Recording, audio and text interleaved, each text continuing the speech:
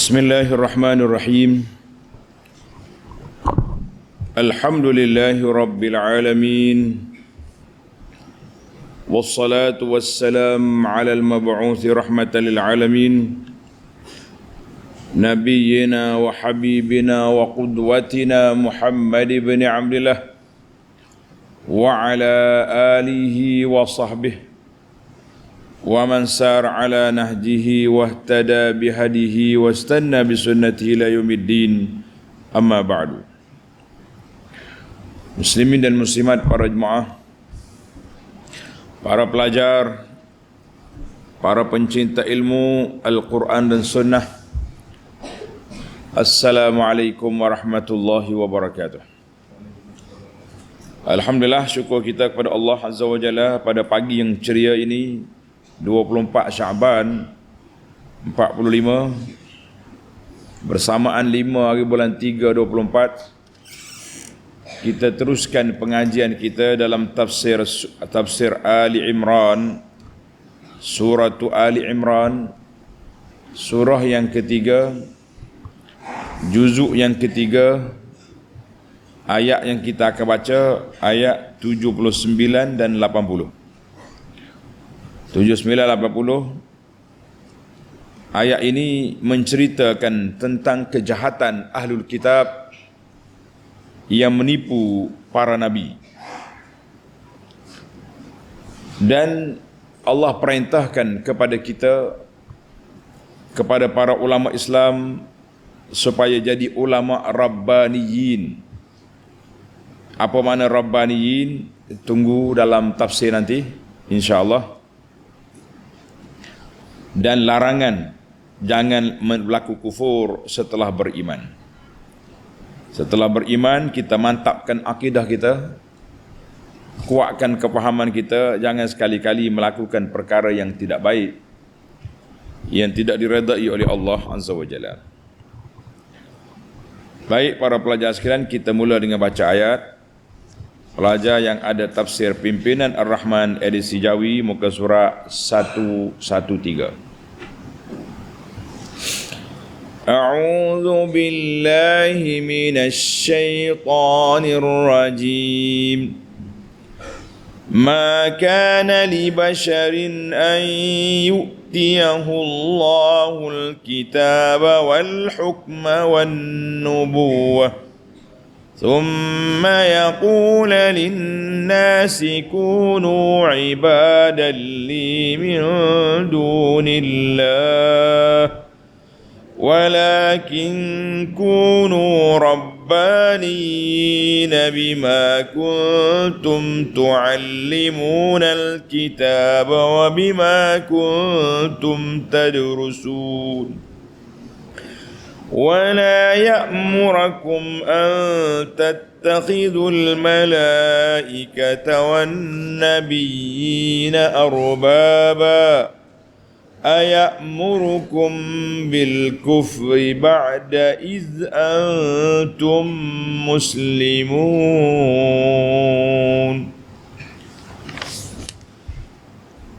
Balik kita kepada tafsir ayat. Ma kana li basharin an yu'tiyahu Allahul kitaba wal hukma wan nubuwah thumma yaqula lin-nasi kunu ibadan li min dunillah. Tidaklah patut bagi seseorang manusia yang Allah berikan kepadanya kitab agama dan hikmah maknanya kebijaksanaan, serta pangkat nabi, kemudian ia tergamak mengatakan kepada orang ramai, hendaklah kamu menjadi orang-orang yang menyembahku dan meninggalkan penyembahan Allah. Mana tidak mungkin. Tidak mungkin. Maka nali basyarin ay ma yanbaghi li ahadin minan nas. Tidak layak bagi mana-mana manusia. Tak kiralah manusia tu menganggap diri dia sebagai wali, ataupun zaman dulu memang dia nabi sungguh, sebagai rasul. Tidak layak bagi dia untuk mengatakan ajak orang supaya sembah dia sendiri. Ini dia panggil pokok Taurut ni. Pokok Taurut ni dia panggil orang dia ngenak pada orang. Jadi kita kata ini di antara masalah yang berlaku kepada sebahagian daripada manusia yang tidak betul dia punya perjalanan. Apa maksud an ya'tiyahu Allahul kitaba wal hukma wan nubuwah? Wal hukma wan nubuwah. Ai yunazzilullahu alaihi kitabah. Allah Ta'ala turun keadaannya kitab, maknanya dia itu Rasul. Wal hukma dengan mana al-hikmah, Allah Ta'ala hantar hikmah, kebijaksanaan. Wan nubuwah, pangkat Nabi. Maknanya orang ni orang yang sudah ada maklumat, orang yang sudah ada ilmu. Allah Ta'ala beri kepada dia ilmu yang baik, ilmu tentang Allah Azza wa Jalla. Kerana itulah ulama kata al-hikmah, tanda pelajar. Al-hikmah di sini dengan mana fiqhuddin, memahami agama, wa ma'rifatu asraris syara', dan dia tahu rahsia hikmah objektif syarak. Kita ni ada dua, ada orang tahu hukum saja tapi tak tahu hikmah, rugi. Hukum dia tahu, solat wajib, itu hukum. Mari kita main analogi dari sudut hikmah pensyariatan. Awak tahu solat tu wajib, tahu, itu hukum. Kenapa solat?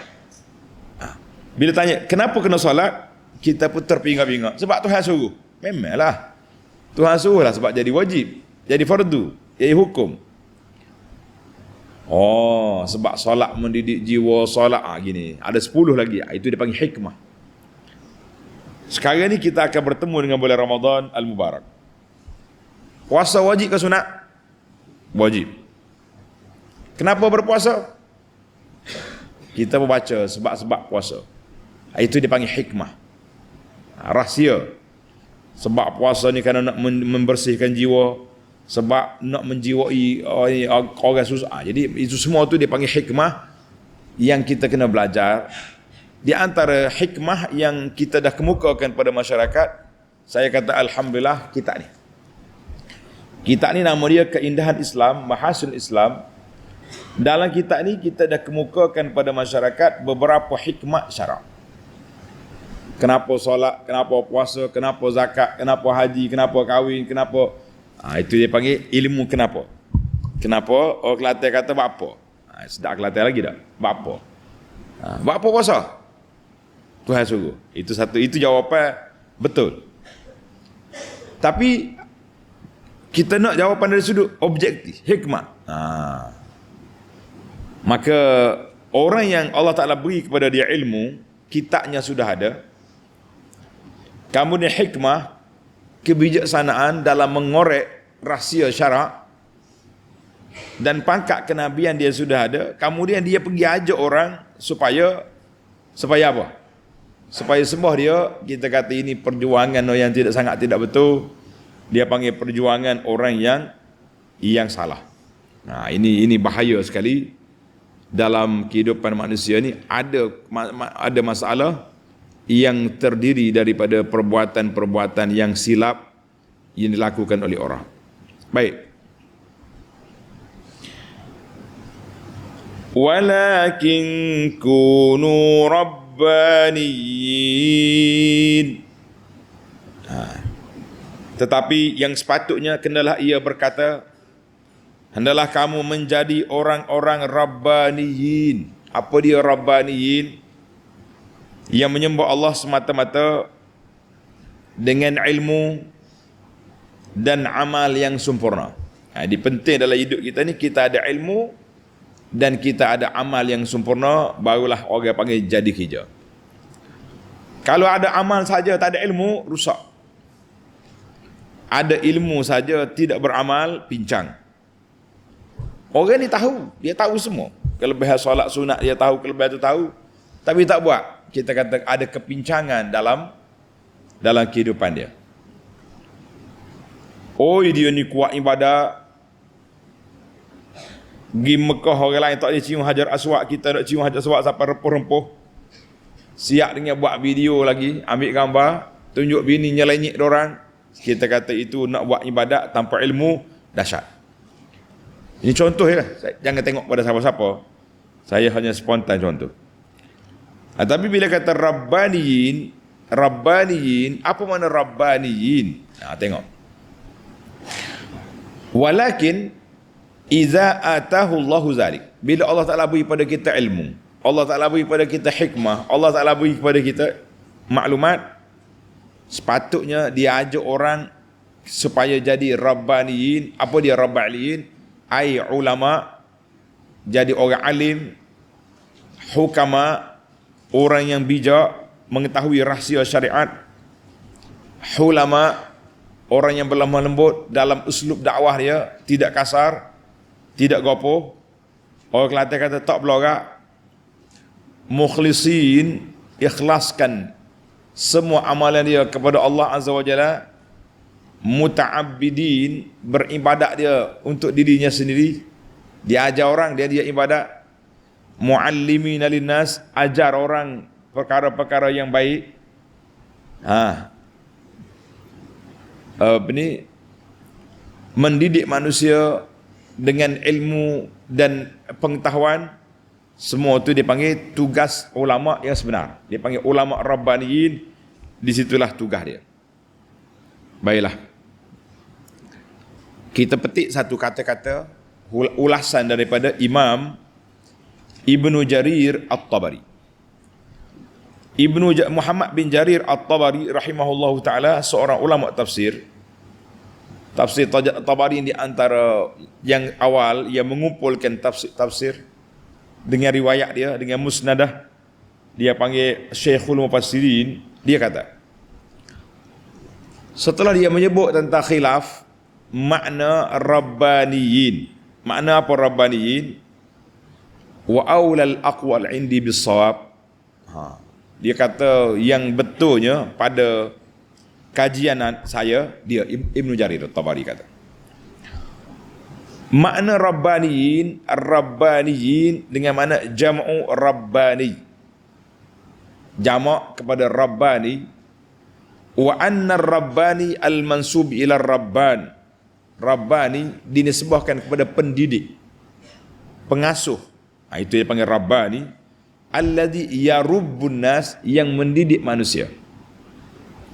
Kerja dianya didik manusia supaya jadi baik. Wa yuslih umurahum, membaik pulih pekerjaan manusia. Yang tak baik diperbaiki, yang tak betul diperbetulkan, yang rusak dipulihkan. Itu dia panggil. Dan dia sendiri menjalankan tugas yang tersebut. Jangan suruh orang saja. Maka dengan itu, al-alim, orang yang alim dengan hukum fiqh,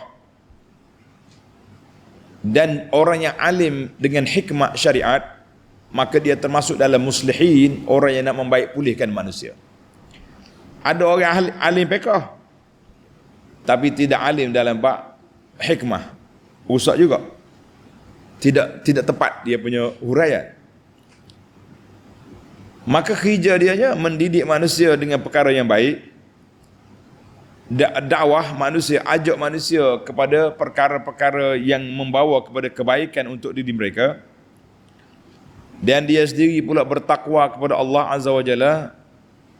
Dia memegang jawatan wali, memimpin manusia, ajak kepada kebaikan, menolak keburukan, dan menjalankan tugas-tugas keduniaan dan keagamaan. Dia kata ulama Rabbani, dia kena jalan tugas dunia juga, kena memimpin dunia ini supaya ekonominya baik, supaya masyarakatnya baik. Kita jangan main, jangan kata ekonomi serah kopok sekolah, Tok Leban ni duk tunggu masjid ya, ni jadi punah ni. Jadi rusak. Sebahagian pengkaji mengkaji, saya tak sebut nama negara, dia kata dalam masyarakat yang ada hari ni, penyakit rasuah cukup tinggi. Penyakit rasuah cukup tinggi. Kalau ada orang mengaku kata nak sifat rasuah, kata tengok kiri kanan dulu sebelum cakap. Cakap sedap, tapi macam tak tahu apa. Nak benterah macam mana? Kalau setakat ada jawatan saja tapi tidak ada iman kepada Allah Azza wa Jalla, memang sukar. Yang pertama sekali, kena pasak dalam jiwa masyarakat ini keimanan kepada Allah, bahawa riba, rasuah, zina, semua perbuatan buruk ini haram. Biar mari situ. Baiklah. Maka dengan ini kata Ibnu Jarir, semua orang yang bertugas, sama dia murabbi, sama dia ada alim, sama ada dia faqih, sama ada dia ahli politik, sama ada dia tu ahli-ahli jawatan agama, yang nak membaik pulih manusia supaya menjadi manusia yang beriman kepada Allah, mendidik manusia supaya takut pada Allah, maka dia termasuk dalam kumpulan Rabbaniyin, orang yang mengajak manusia, mendidik manusia supaya kenal Allah Azza wa Jalla. Itu kesimpulan daripada Ibnu Jarir At-Tabari. Baiklah. Walakin kunu rabbaniyin bima kuntum tuallimuna al-kitab. Kerana kamu sentiasa mengajarkan isi kitab itu. Jadi oleh kerana kita ni ada ilmu tentang kitab, kita ada ilmu tentang Al-Quran, kita ada ilmu tentang sunnah Nabi sallallahu alaihi wasallam, maka wajib kita kena ajar. Wajib kita kena didik. Kita kena didik manusia supaya dia tahu apa tugas dia. Wa bima kuntum tadrusun, dan kerana kamu selalu mempelajari. Dengar ni. Para ulama tak boleh berpada dengan ilmu yang sedia ada semata-mata. Tapi tadrusun ai mudawim alal qiraah. Mudawim maknanya orang ni sentiasa membaca, sentiasa kaji, sentiasa riset, sentiasa tu ni, barulah dia boleh naik kepada taraf ulama Rabbani. Sekarang ni ada kumpulan Rabbani, itu penyanyi nama dia, yang kita nanya ulama Rabbani. Dulu orang suka bercakap tentang pendakwah Rabbani. Sekarang ni orang cakap tentang Madani. Istilah berlalu, tapi pelaksanaannya jam. Sebahagian daripada masyarakat lah. Kita kata istilah dengan pelaksanaan bias lari, barulah tepat dengan yang sebenarnya, insya-Allah. Baiklah. Jadi dalam ayat ini menyimpulkan kepada kita, bima kuntum, dengan ilmu yang kamu dah ada, wa bima kuntum tadrusun, dan kajian-kajian yang sentiasa dibuat. Maka di sini kita mengatakan para pendakwah jangan berhenti belajar. Ngaji semua. Ni ada setengah orang ni dia pendakwah, ceramah sana sini, tapi dia juga toke. Tengok senara dia punya kedai, cawangan sana cawangan sini. Kita kata bila dia nak membaca? Ana sekali forum dengan seorang pendakwah. Kalau sebut nama ramai orang kenal. Dia pegang mikrofon terus pegang bawa hadis palsu. Saya pun tunjuk dia, Syekh, hadis palsu ni. Terkejut dia. Waktu duduk makan, minum air, lepas tu dia kata, maaf Syekh, ana terlalu sibuk dengan tu, dengan bisnes, dengan ini, tak ada. Kata kalau tahu tak apa, ni tak tahannya kita bila orang tegur melenting, marah. Allahu Akbar. Dia bawa cerita pelik, cerita palsu. Saya tak nak ceritalah. Bila anak murid dia tegur, dia tak tegur pun, dia atas, betul dia atas video anak sebut tentang cerita Sa'labah bin Hatib tu tidak sahih. Oh, dia punya marah bukan main, berapi marah. Jadi kita kata, kita pendakwah, bila orang tegur, kita murajaah, semak balik.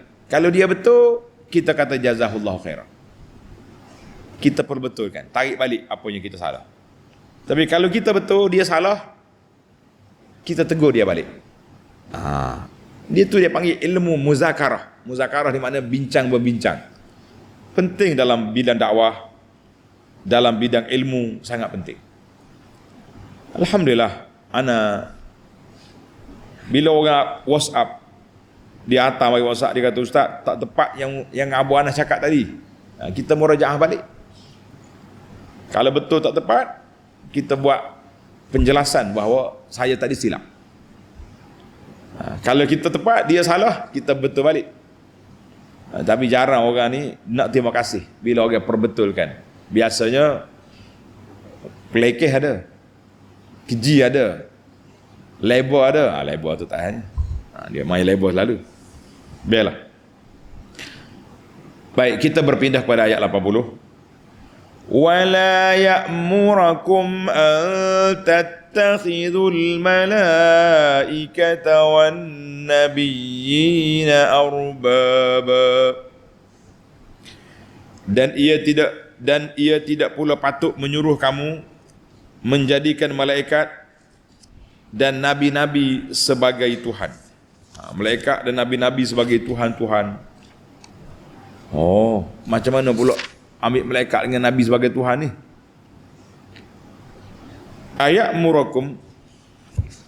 Aya'murukum bil kufri ba'da antum muslimun. Patutkah ia menyuruh kamu dengan kekufuran sesudah kamu menjadi orang Islam? Apa cerita ayat ni? Mari kita kaji sikit. Munasabah ayat 5 qablaha. Munasabah ayat dengan ayat sebelumnya. Lamma nafallahu ta'ala an yakuna man atahu Allahu nubuwah minal bashar. Dalam ayat yang lepas, Allah Ta'ala nafi, tak ada nabi, tidak ada rasul, tidak ada pendakwah Rabbani yang ajak orang supaya sembah dia. Tak ada. Tapi ada sebahagian orang dia tak ajak sembah, dia ajak ta'assub. Itu ada. Itu bukan ulama Rabbani, ulama fulusiyin dia panggil. Ulama cari makan, cari duit. Suruh orang ta'assub dia fanatik. Nak berjalan, nak bersalah dengan dia kena merangkak. Ni kalau pelajar-pelajar ni beratur, mengakak. Jalan atas lutut, Allah. Kita tidak ajar pelajar kita supaya ta'assub. Tapi kita wajib ajar pelajar kita supaya menghormati guru, hormat pada ustaz, menghormati orang tua, itu wajib. Hormat lain. Dia kata kita tak boleh mensucikan guru, tapi kita wajib menghormati guru. Itu berbeza. Jadi dalam ini tak ada nabi, tak ada pendakwah ajar supaya sembah dia, ta'assub pada dia, tidak. Bahkan semuanya ajak manusia supaya menyembah Allah Azza wa Jalla. Maka hendaklah setiap orang itu ikhlaskan amalan dia, dakwah dia semata-mata kerana Allah. Kerana sebahagian daripada syaitan ni dia ajak manusia supaya ta'assub pada dia. Jangan. Mana ulama Rabbani, ulama yang ajak orang kepada Allah, bukan ajak kepada dia. Mempertahankan syariat Allah, bukan mempertahankan tokeh. Ini setengah orang ni syariat Allah Ta'ala dipijak-pijak. Tapi kalau orang kritik tosyih dia, bukan main mengamuk. Tak. Zaman sekarang dia panggil satu mazhab baru, dia panggil mazhab LOD. LOD ke? Ini atas surat saman. Dia panggil LOD. Macam-macam. Mana? Jadi Allah Ta'ala kata, la ya'murakum an tattakhizul malaikata wan nabiyyina arbaba. Mu jangan panggil orang supaya jadikan malaikat, jadikan nabi sebagai Tuhan lain daripada Allah. Jangan. Jadi kalau kamu buat juga, ayat murukum bil kufri ba'da iz antum muslimun. Maknanya ada ke kamu nak ajak orang kafir setelah mereka beriman. Ai fala yumkinu an ya'murakum bil kufri. Tak mungkin kamu ajak orang supaya kufur setelah kamu taat kepada Allah Azza wa Jalla, setelah kamu menghinakan diri kamu dengan melakukan ubudiyah, perhambaan, mengabdi dengan diri kepada Allah. Sedangkan Islam kita telah mantap, tapi kita dirusakkan oleh hawa nafsu. Ajak orang supaya ta'assub pada kita, bukan lagi ta'assub pada kitab was sunnah, tapi ta'assub pada guru. Ini cukup berbahaya. Maka para jemaah sekalian, ayat kita ni mendidik beberapa perkara yang kita akan kutip dalam Al-Fawaid yang akan datang. Baiklah, kita break setakat itu dulu, tafsir ayat secara ringkas. Sekarang kita berpindah mencari 5 faedah. 5 faedah. Al-faidatul ula, ma kana li basharin an ya'tiyahu Allahul kitaba wal hukma wan nubuwwah an yaqula lin-nasi kunu ila akhir. Tidak patut bagi manusia yang ada ilmu, ada hikmah, ada kitab ni, gitu aja orang supaya sembah dia. Tak mungkin lah. Maka para ulama kata, tanda ni pelajar, man alzaman nas, siapa dia suruh orang ataupun ajak orang atau didik orang supaya ikut dia semata-mata, bukan ikut Quran dengan sunnah, maka dia telah menjadikan orang itu hamba dia. Ja'alahum ibadan lahu, menjadi hamba kepada dia. Kerana bila kita taat lain daripada Allah, ketaatan itu seolah-olah menjadi mengabdikan diri. Seolah-olah mengabdikan diri kepada manusia, kepada makhluk. Yang kita naknya, kita ajak manusia kepada kitab dengan sunnah. Manusia ni supaya ta'asuk dia kepada Al-Quran dan Hadis. Jangan ta'asuk pada guru, tapi menghormati guru, itu kewajipan. Maka di sini al-anbiya, para nabi, orang yang mulia akhlak, sempurna akhlak mereka, apa yang mereka ajak, apa yang mereka dakwah, apa yang mereka didik masyarakat, semuanya mengajak kepada ma'alil umur, mengajak kepada kedudukan yang baik, akhlak yang mulia. Dan kerja mereka iaitulah mendidik manusia supaya meninggalkan perkara-perkara yang keji, yang tidak baik. Jadi kita para pendakwah kena letak situ. Jangan letak target aku nak suruh orang gila ke kita, cari glamour kata orang sekarang, fanatik kepada kita. Tak, kita suruh orang fanatik kepada Alkitab was Sunnah. Baiklah. Itulah. Yang kedua, walakin kunu rabbaniyin. Allah Ta'ala ajar kepada kita supaya jadi ulama rabbaniyin. Siapa dia rabbani? Ulama yang beramal dengan ilmu, yang wara, yang bertakwa, yang meninggalkan perkara-perkara yang menyalahi ilmu. Itu dipanggil rabbani. Oleh itu, siapa yang mengajar orang, dia ajar orang suruh baik, suruh baca Quran, suruh solat, suruh gini, dia sendiri tak buat, maka orang itu dia panggil pendakwah yang lemah, pendakwah yang cuai, qasirun jiddan. Dia ajar orang, dia tak buat, ini kacau. Kerana faedah ilmu amal, faedah ilmu amal, faedah amal untuk dapat pahala yang banyak, untuk mendapat keredaan Allah Azza wa Jalla. Jadi kalau kita ada ilmu tak beramal, maka itulah dipanggil ilmu kepincangan yang sangat nyata, yang sangat buruk dia punya keadaan. Jadi hati-hati para jemaah, para pelajar, jangan kita jadi manusia yang buruk, manusia yang tak reti. Dan kesan daripada ilmu itu adab, akhlak, itu semua. Akhlak kita dengan Allah, akhlak kita dengan makhluk. Sama ada akhlak kita guru dengan murid atau murid dengan guru, semua tu kena ada sifat rabbani. Jadi maka kerja muallim, dengar ni ustaz-ustaz, para pendakwah, kerja muallim bukan hanya memenuhkan kepala anak murid dengan maklumat semata-mata, tapi kita penuhkan dada pelajar-pelajar kita dengan akhlak, ilmu dan makrifah. Itu penting. Lah ni orang ngaji pelajar sekolah, oh tinggi, excellent belaka, dia punya ketah peperiksaan, akhlak mumtaz, tapi perangai wuduh, perangai tuan.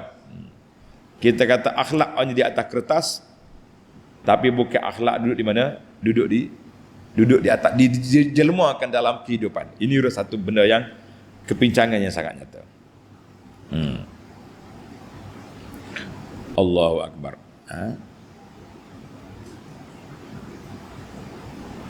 Yang ketiga, dia sendiri 3 perkara dalam kehidupan manusia. Dia panggil al-ilmu, ilmu.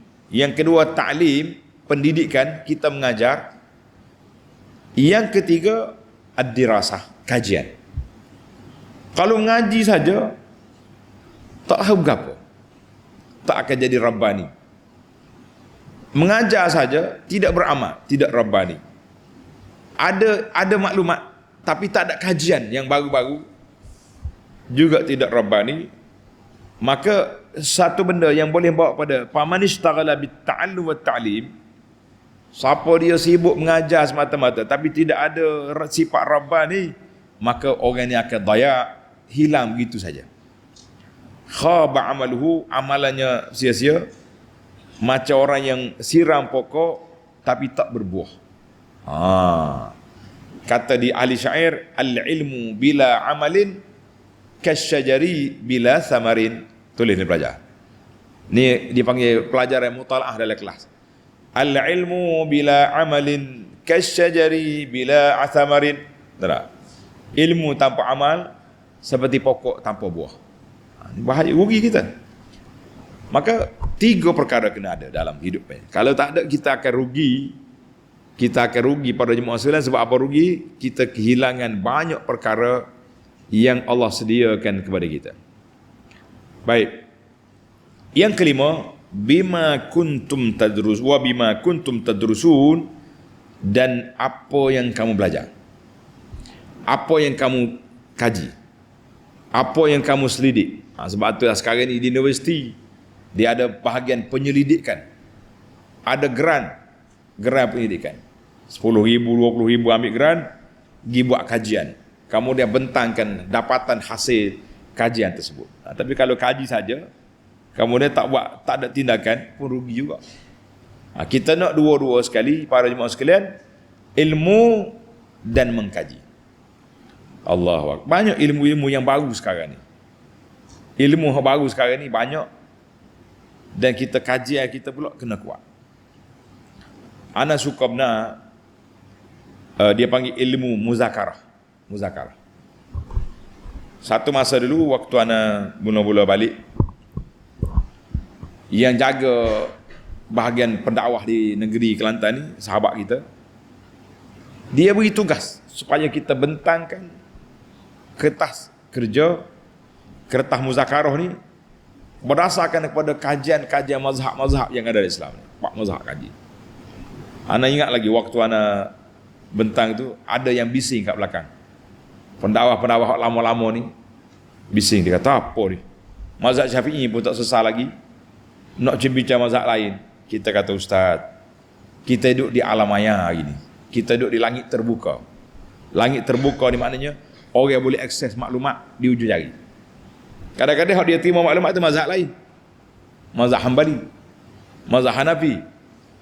Jadi dia jadi pening. Bila kita pendakwah ni mengkaji, kuranglah sikit dia punya pertembungan tu. Sebagaimana kata di para pengkaji, man kasurat tila'uhu qalla i'tiraduhu. Siapa dia banyak mengkaji, kurang mengeji. Ni ada main keji orang ni sebab dia tak kaji. Satu lagi yang kuat mengeji orang ni, memang dia tak kaji pun. Dia dengar buah tok guru dia, bila kita tegur, oh apa ni? Ni menyalahi ahli sunnah. Ahli sunnah apa lagu tu? Kadang-kadang bukan ahli sunnah, itu ajaran batiniyah. Ajaran puak-puak wahdatul wujudiyah. Puak-puak yang pelik-pelik, tapi nak ditempelkan dengan mana apa? Dengan makna, dengan di bawah nama panji-panji ahli sunnah untuk menghalalkan apa tindakan yang mereka buat. Ini cukup berbahaya. Jadi alhamdulillah, insya-Allah pendekatan yang kita bawa setelah berlalunya 15 tahun masa, sekarang ni orang mula bercakap, nah, mazhab tu mazhab ni. Baru ni ada seorang pendakwah, dia bergurau. Dia kata ustaz-ustaz ni, waktu dia jadi ustaz pendakwah, semua bercakap pendapat Imam Syafi'i, pendapat Imam Malik.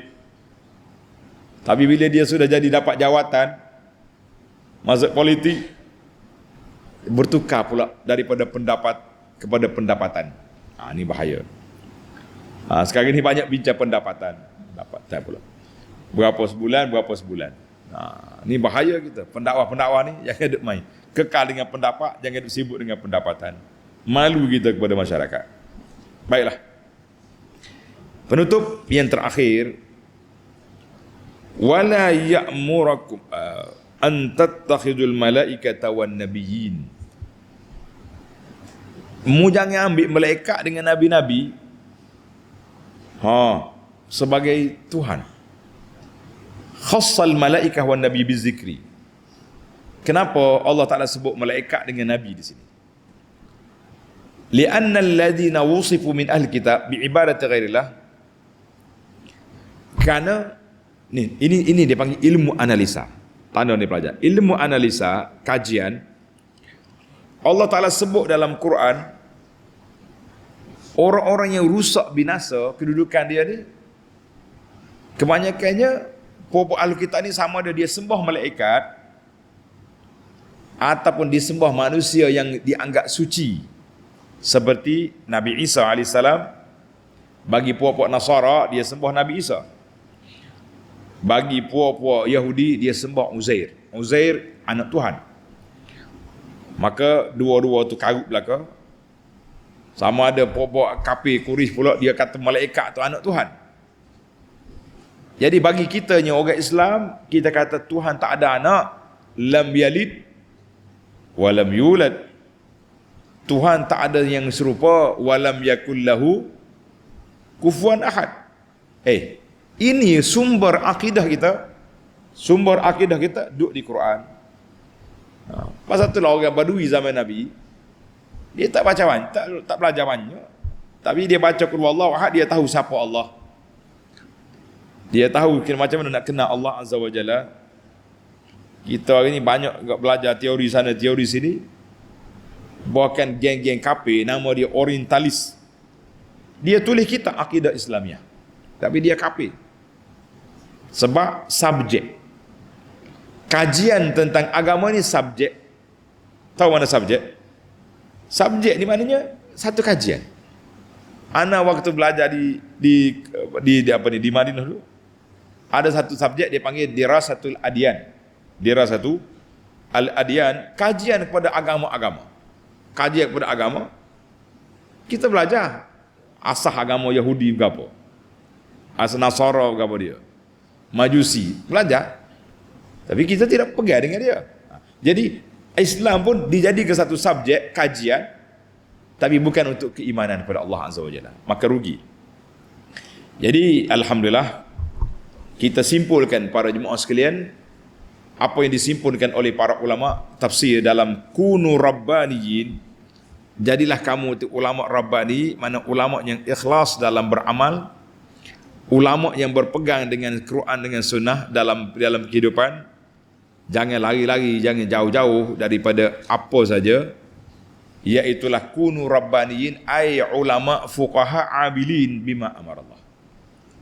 Ulama fuqaha yang beramal dengan apa yang diperintahkan oleh Allah, muti'ina lahu ta'atan tamatan. Kita kena taat kepada Allah Azza wa Jalla, sebab ilmu yang sebenar, ilmu yang mendekatkan kita kepada Allah, ilmu yang benar, ilmu yang diambil daripada Allah, yang diambil daripada Rasul sallallahu alaihi wasallam. Kan? Jadi kalau kita ambil sekarang ni timbul isu orang duk bahas tentang undang-undang yang digubalkan oleh orang putih. Di Malaysia dia panggil Suruhanjaya Rap. Di negara Arab Lok Kromo. Ini semua undang-undang kafir, undang-undang tagut nama dia ni. Tapi jarang dah orang sebut perkataan tagut, jangan didengari. Waktu kita budak dulu kuat. Lama kita budak tagut saja. Lalu ni orang tak dengar. Bila sekali ditegur, didedahkan bahawa kita umat Islam ni atas dunia ni terikat dengan undang-undang orang kafir. Ini jadi masalah kita sekarang. Jadi macam mana kita nak lahirkan ulama rabbaniyin, masyarakat rabbani, masyarakat madani, mengikut acuan Nabi SAW, itu satu benda yang menjadi kewajipan kepada kita. Kita ketepikanlah istilah madani politik lain, istilah rabbani politik lain, Yang kita nak bincang pendapat bukan pendapatan saja. Yang kita nak bincang Rabbani mengikut kaedah yang disebut oleh para ulama yang muktabar dalam kitab-kitab mereka biiznillahi azza wa jalla. Baiklah para jemaah sekalian, tamatlah perbincangan kita secara ringkas-ringkasnya pada pagi yang mulia ini. InsyaAllah besok kita sambung lagi ayat 81 dan 82 biiznillahi azza wa jalla. Subhanakallahumma wa bihamdika asyhadu an la ilaha illa anta astaghfiruka wa atubu ilaik. Wa sallallahu ala nabiyyina Muhammadin wa ala alihi wa sahbihi ajma'in. Walhamdulillahi rabbil alamin. Wassalamu alaikum warahmatullahi wabarakatuh.